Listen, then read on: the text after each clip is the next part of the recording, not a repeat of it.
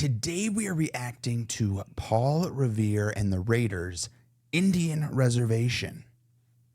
Yeah, we sure are. I don't know what the heck this is. It just got recommended to us, and we're like, all right, let's pull it up. Well, see, this is what's funny is like you'll get mad at me if I'm like, yeah, I kind of know the song, and you're like, you say that you kind of know it, but you haven't listened to it in 30 years, and you can't recite any of the lyrics. This is one of those songs where this is how I know it. Just listen. I think there was like a commercial that was like a compilation of like, this is the greatest hits of the 60s and 70s, and it would just play like a little snippet. So you don't know this song at all. And I remember it was like there was this one little blurb that was like, Cherokee people, Cherokee tribe. And so when I read it, I was like, oh, is this the song? Like I've never actually heard it. That's the only part I know. Okay. So I fast forward it and it is that song, but I'm excited to hear it because that's all I know is that little snippet from like an infomercial that was like the greatest songs of the 60s and 70s or something. Well, this Do is you going to remember be... when those used to come on? Yeah, I mean, mine was never the 60s or 70s, but mine, because, my memory starts of it in like the 2000s. It was like the greatest of the 80s and 90s. Gotcha. Yeah. All right. By the time I was growing up, it's like, so this is from the 60s or the 70s? I don't know.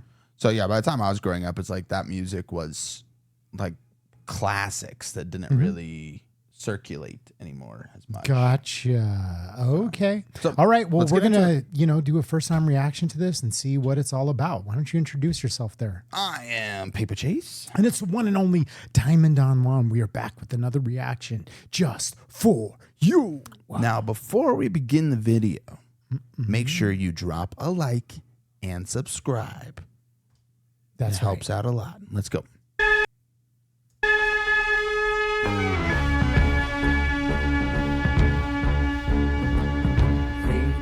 The whole Cherokee Nation,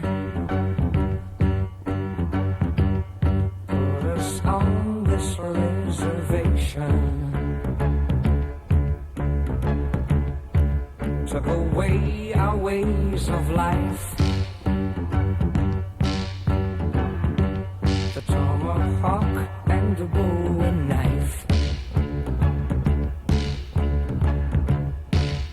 Away our native tongue and taught their English to our young.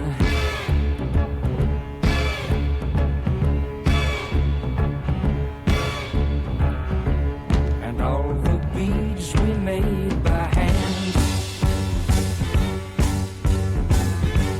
are nowadays made in Japan.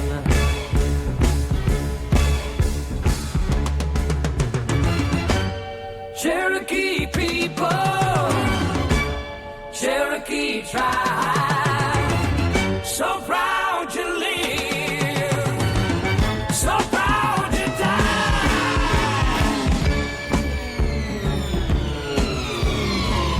They took the whole...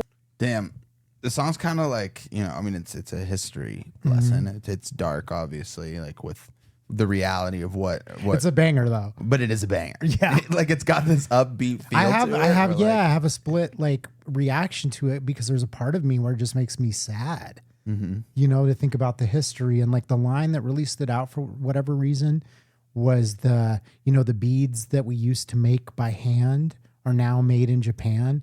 And there's something to me that's so dark about that line because it's like, we used to make these and now they're like taking our culture, having it made across the world, and then selling it back to people. There's something just so dark about that line to me. Yeah, there's a lot of darkness to it. I mean, they took away our native tongue and taught, English to our young, It's crazy, man. It's crazy to think about, like obviously I am white man, but my daughter is very much Native American, like she's from the Chippewa tribe. Her whole family on her mom's side has land out there. They live on the reservation. They go out and do the dancing and stuff. So as much as like I was ignorant about all of this besides just the basic history I learned in school beforehand. Now it does have like a special part in my heart, just because my you know, you would never tell, like she looks like she doesn't look Native American, but she very much is. So I want her to know about her history and what happened, but she's still just a little too young to kind of. Yeah, it's very complicated, but yeah, let's listen to the rest of the song, and I have some thoughts that I want to share at the end. So proud to die.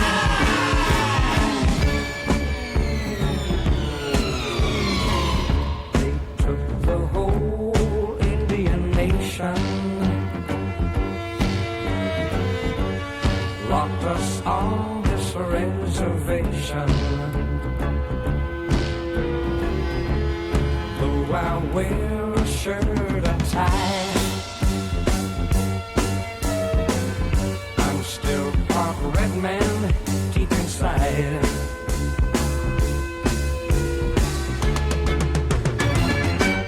Cherokee people,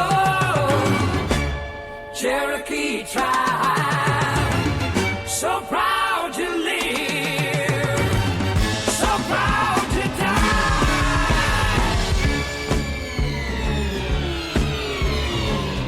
But maybe someday when they've learned, the Cherokee nation will return, will return, will return, will return, will return.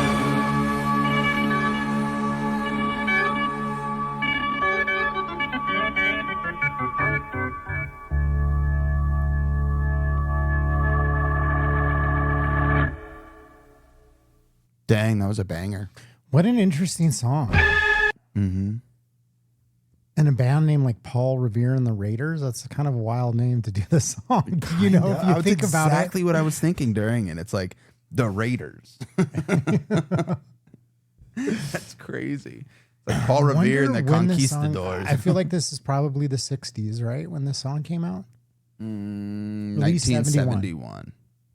Yeah, and it is interesting, right? Because it's like, you know, you ever watch those old shows, you know, the cowboy and Indian shows from back in like the 50s and 60s. I mean, I haven't watched the old ones, but I mean, like those ones, it's like there's definitely like, you know, you watch it and you're like the way that they depict them as like savages and like, it's not very pretty. So having a song like this, I think just does go a long way to get this into the culture, to make people like look at it and like realize, I think it's pretty fucked up. Yeah, I mean, I remember being young and like reading about the Trail of Tears. Yeah. And it's just like so horrifying. Like my dad is Mexican, so I got like a genealogy test and it came back and said that I'm 20% indigenous American. So probably, you know, Mayan, you know, indigenous South American, but regardless, that's what my heritage comes back. You never recognize it by looking at me, but my dad's very into, you know, the history, the full history. And I just was raised with a whole different understanding probably than most people got, because he was like, hey, you know, there's a textbooks and then there's this other history, and he's very proud Mexican, you know, always told me about Pancho Villa and all these like revolutionaries that were fighting, you know, the Americans back in the day. And so, you know, I see this whole other side of things, and it's like, man, dude, it's tough. It's crazy. And then on, you know, my son's side, like his mom is from New Mexico, like all her family, and they live like right by the reservations. And like every year they have this a big like event where they invite people onto the reservation, and they invite everyone into their home, like to a come. powwow, but they let they that's part of it, is like come in and experience a culture, and you like go into their homes and they feed you. I mean, it's like beautiful. You know, they're inviting total strangers to come eat with them. They don't charge anything or anything. There's like no entry fee. It's just like, welcome into our homes, sit down, break bread with us. And you just go from like house to house and just sit down. They have, you know, That's food awesome. for you to eat. That. But one of the sad things is like seeing like the conditions that they live in and what the reality of their life is. Right. So, yeah, I mean, all the houses on the reservations out there, like my daughter's mom could go live out there, be paid to live there, and get a free house. Mm-hmm. But like I went out there and visited, and I was like, oh, I totally see why you don't want to come out here. Like they basically live in the swamp, like, and the houses are all crumbled, and it's a really harsh lifestyle out there, Yeah, and that's the thing that makes it so sad is that when you think about the reservation life, it's like, there's so much about being an American that I'm proud of, and that I think that we've done that is beautiful, and lessons that we've learned. And then also the reality is that we weren't giving them the best land. It's not like, and the sad part of it is too, is that it's like, not only were we not giving them the best land, but there were often cases where it's like, hey, we're going to put you here because this is like the harshest territory that no one wants. And then they find out like, oh, guess what? There's oil over here, or there's minerals, that we want. And then all of a sudden it's like, okay, after we've established ourselves, like, yeah, we're going to go ahead and just snatch that back because there's actually something here that we want. So it's like, often was the case that, we would send them to this part of the country because of the fact that, it was brutal. There wasn't a lot of natural resources. But then if we found them natural resources in the sense of water, or, like you said, we'll go put them in the swamp, but then they find out, oh, there's oil under them swamps. And then they're like, snatch it. So, yeah, I mean, they do. I know this isn't like, oh, good, this is good for them, but well, it is. They get casinos. Yeah. Yep. Yeah, and it kicks back. Like I know the one that the Big Bear Casino on the Chippewa land. I think it's called Big Bear. I think that's what it's called. It's a very, very nice casino, and they kick back like profit from it to all the. Yeah, the sad reality for me is that, if I'm being honest, like I love history. And so if you look at any culture throughout time, there's been conquest, there's been invasion, there's been people who have gone and they're like, hey, this is, was our historic land, and then somebody else comes in and takes over. And that's every culture across the globe. But the sad reality is it's very hard to heal those scars once they occur. Once that has happened, it's hard to, mend those wounds. Like I said, I love America. I'm a proud American. And also, you can be that, I believe, and still acknowledge that we have a lot of aspects of our history that are dark, that, are hard to write over or to heal those wounds. And yeah, and if something like that happens to your ancestors, and it's they were treated unfairly, poorly, in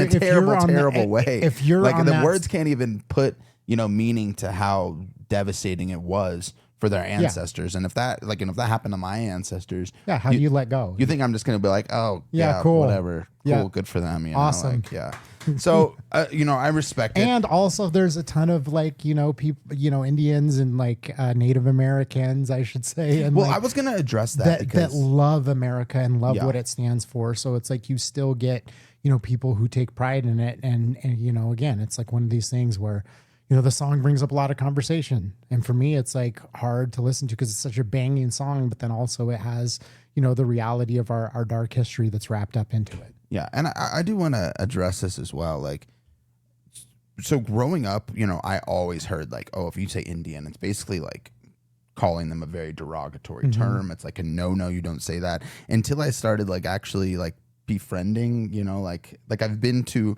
a reservation and stayed on the reservation as a part of the family. You know what I mean? It's like they all call each other Indians. And I remember asking them, I was like, so like why, like this is really offensive to some people. I remember like, I'll lead this in a different part of the story, but I remember like working at a restaurant, and I was friends with this kid, and he was just a white kid, but he was a really like self-righteous, like white kid, and I remember somebody said like Indian one time, and he like freaked out. And then he went on this whole rant about how like, the football team, the Cleveland Indians, how disrespectful it is and how fucked up the world. And I was like, oh shit, my bad. And then I remember just learning and being around all these people. They're like literally like nobody cares about them. I think it's contextual. Like some people will hear that and they get, upset because they're like, hey, that's not what our real heritage is. And so, to them, it's like, I respect people. Like if that is something that is going to offend them, it's like, I'm not going to use that terminology around them. At the same time, I'm conditioned. So obviously I said it. I grew up playing cowboys and Indians. Like as a kid, like I have You know, I was looking through old pictures and I have pictures of me dressed up like a cowboy and also dressed up like an Indian, just playing in my yard. So it's like I played both sides of it, you know, but that's what I grew up with. So yeah, that's what I'm conditioned to say. So it is what it is. Yeah, I don't know. I mean, the way that they made it sound to me, they're like the only people that get offended about it are like people who want something to be offended about. But I'm sure there's other tribes that look at it differently culturally. Because in their tribe, if they grew up all saying that, it's going to obviously mean something completely different than a tribe who's like, nah, fuck that. Like, we're Native American. Don't call us that. So I was just curious what your stance on that was. And obviously, I'm not Native American at all, so I'll respect anybody in their opinion and what they want. But it's just always one of those things that I find very interesting that some people that aren't Native American get so absolutely, you know, crazy about. I mean, there was a team, you know, the Washington Redskins, the football team. They changed to the Washington Commanders.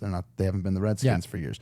And there was like a huge uproar of Native Americans when that came out that were so upset about it. Yeah, because they took them off the logo. So it's like, you know, they took there was like a chief that they basically were like, it was like a monument to him. And the fact that they took it away, they're like, what the fuck? No, none of us were requesting that. It's all like the self-righteous, like, you know, people out there who have no Native American blood who are like, we got to change this, you know, and it's. Yeah, I mean, that's the thing.